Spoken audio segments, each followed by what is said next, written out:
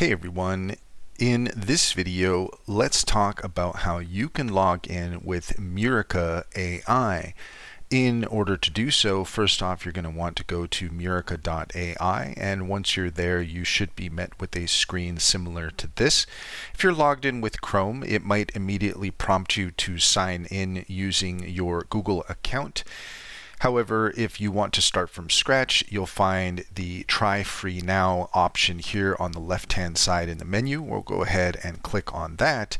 And then from here, you can see that you have the option to either continue with Google, with your email, with Discord, or with Apple. I'm going to go ahead and continue with Google. And with just a couple clicks of the button, we are now all logged in.